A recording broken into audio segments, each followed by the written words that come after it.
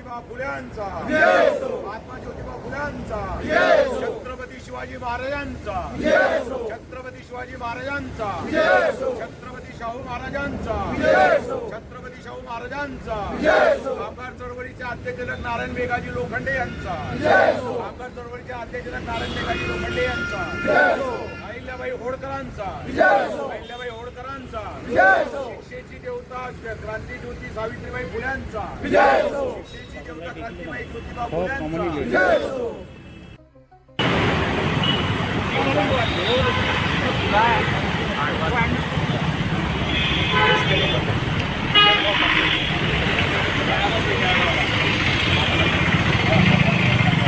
संघटनांचं नेतृत्व या ठिकाणी चालत होतं.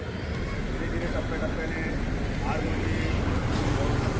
संघटना या वीज कंपन्यांमध्ये आहेत. या संघटनांचं कामकाज चालू असताना आपल्या स्वतंत्र बहुजन वीज कर्मचारी संघटनेच्या प्रमुख नेतृत्वाखाली 29 संघटना एकत्र येऊन या संघटनांनी आपलं वर्चस्व आपल्यासोबत जोडलेलं आहे आणि या निमित्ताने महाराष्ट्रभर संघटनेचं संघटनेचं काम हे वाढत आहे. आज रोजी मी या ठिकाणी आपल्या सर्व कार्यकर्त्यांना जाहीर आवाहन करेन की स्वतंत्र बहुजन वीज कर्मचारी संघटनेचा आज दोन माध्यमांचं वार्तापत्र याच पद्धतीने प्रत्येक शाखेच्या समोर अशा प्रकारचे वार्तापत्र झाले पाहिजे.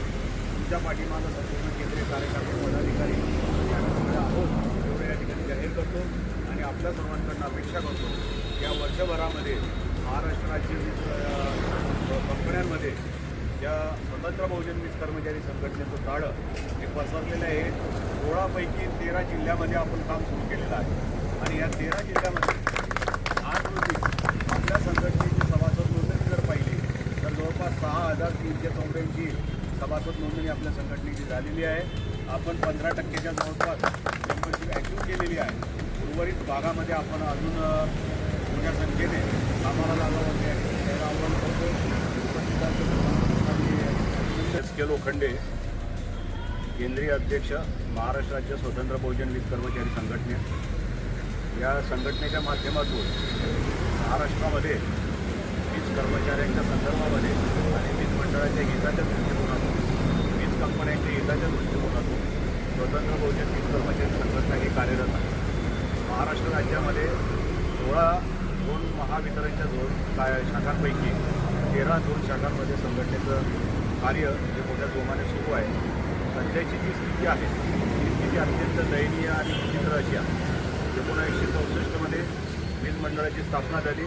त्यानंतर सर्व खेडापाड्यामध्ये 100% विद्युतीकरण करण्यामध्ये वीज मंडळ यशस्वी झालं. मात्र भांडवलदारांनी या वीज मंडळावरती मोठ्या प्रमाणात घाला घालून यंत्रणांच्या स्वरूपात पहिलं खाजगीकरण या वीज कंपन्यांमध्ये वीज मंडळामध्ये आणलं.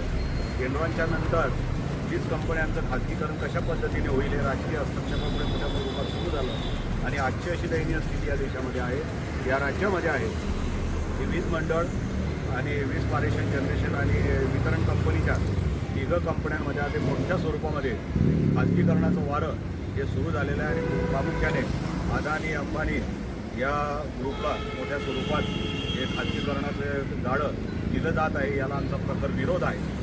आपल्या नागपूरवासियांना माहिती आहे की नागपूरचं जेव्हा फ्रँचायझी करण्यात आली त्यावेळेला नागपूरच्या फ्रँचायझीमध्ये